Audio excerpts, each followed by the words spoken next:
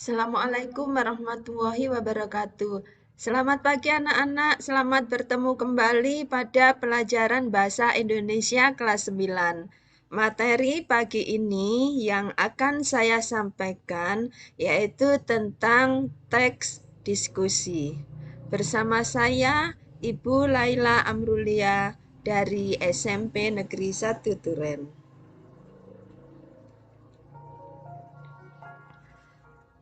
Untuk kompetensi dasarnya, yaitu menelaah pendapat dan argumen yang mendukung dan yang kontra dalam teks diskusi berkaitan dengan permasalahan aktual yang dibaca dan didengar. Adapun tujuan pembelajaran hari ini adalah yang pertama, menentukan informasi penting atau pokok pikiran dalam sebuah teks diskusi. Yang kedua, menentukan pendapat pro dan pendapat kontra dalam teks diskusi. Yang ketiga, menentukan struktur teks diskusi.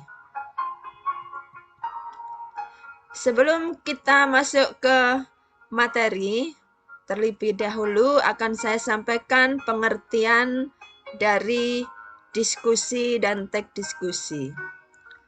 Diskusi adalah pertemuan ilmiah untuk bertukar pikiran mengenai suatu masalah. Sedangkan teks diskusi adalah sebuah wacana yang berupa tulisan yang membeberkan dua pendapat berbeda. Satu di sisi pendukung dan satu di sisi kontra, yang diakhiri dengan simpulan atau rekomendasi dari seorang penulis. Selanjutnya anak-anak, untuk mengetahui bahwa sebuah teks itu adalah teks diskusi, maka kalian harus mengetahui ciri-ciri dari teks diskusi tersebut. Ciri yang pertama adalah bahwa teks diskusi di dalamnya terdapat isu yang diangkat. Isu ini biasanya berupa sesuatu atau hal yang sedang ramai di dalam masyarakat. Ciri yang kedua adalah memuat pendapat dari berbagai perspektif. Maksudnya di sini adalah memuat pendapat dari berbagai sudut pandang. Ciri yang ketiga yaitu di dalam teks diskusi ini bersifat informatif, argumentatif.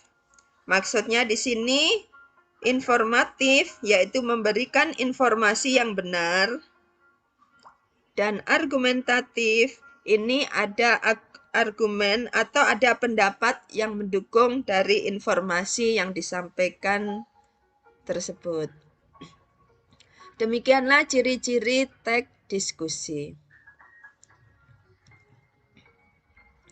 Selanjutnya tentang struktur teks diskusi.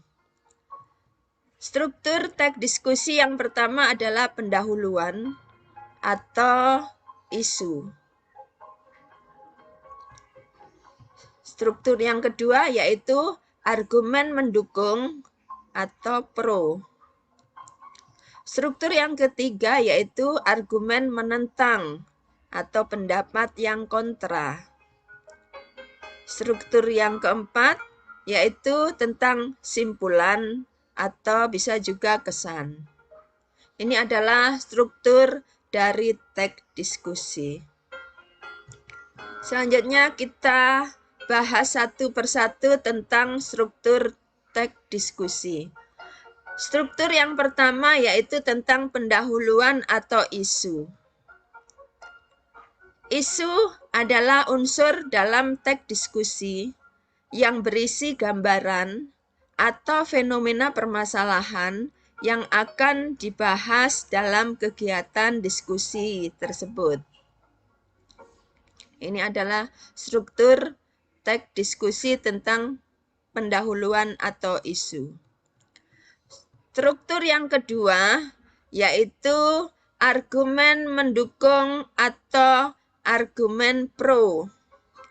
Argumen mendukung atau argumen pro ini berisi argumen yang mendukung hal yang menjadi pokok masalah dalam diskusi.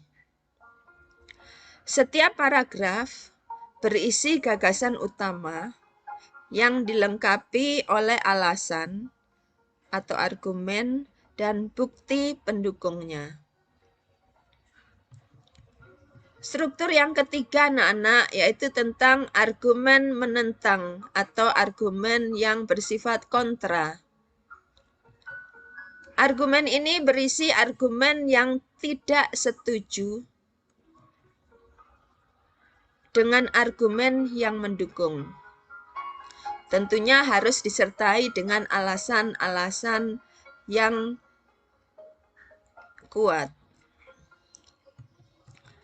Struktur yang keempat yaitu simpulan atau kesan, yaitu berisi kesimpulan dan rekomendasi satu sudut pandang berdasarkan argumen yang disajikan. Ini adalah struktur dari teks diskusi. Selanjutnya tentang jenis-jenis teks diskusi.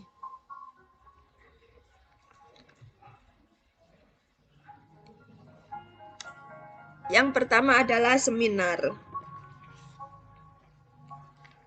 Seminar merupakan pertemuan khusus yang memiliki teknis dan akademis yang tujuannya untuk melakukan studi menyeluruh tentang suatu topik tertentu dengan pemecahan suatu permasalahan yang memerlukan interaksi antara peserta seminar yang dibantu oleh seorang guru besar atau seorang cendekiawan.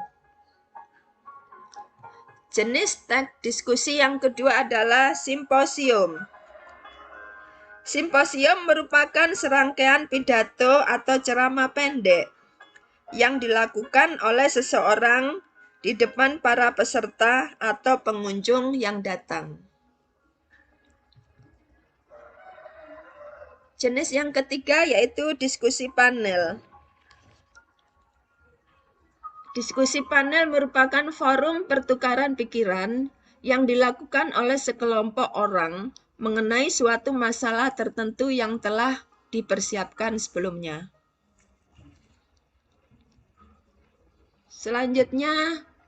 Jenis selanjutnya yaitu kongres.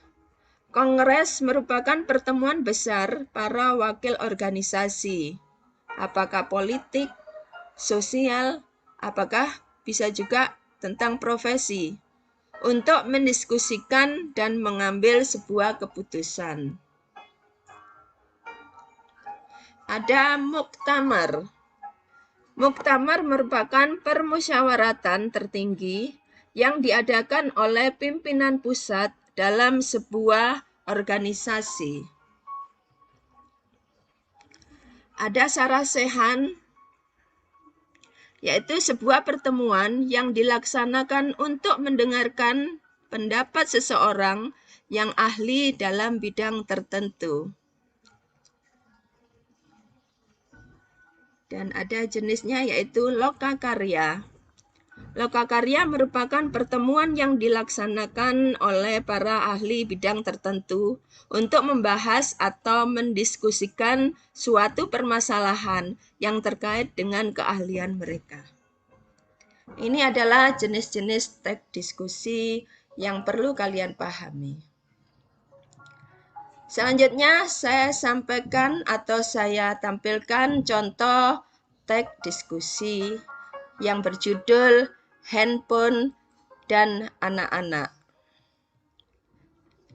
Silakan simak dan kalian baca baik-baik.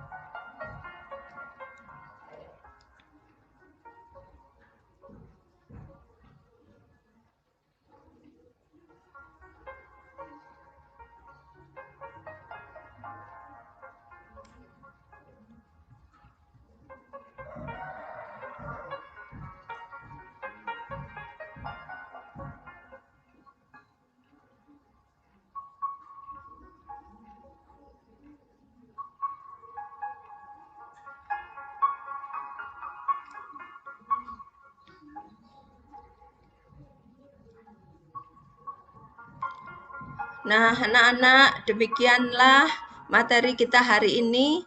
Semoga apa yang saya sampaikan dapat kalian pahami dengan baik. Selamat belajar dan terus berkarya. Terima kasih atas atensinya dan saya akhiri. Wassalamualaikum warahmatullahi wabarakatuh.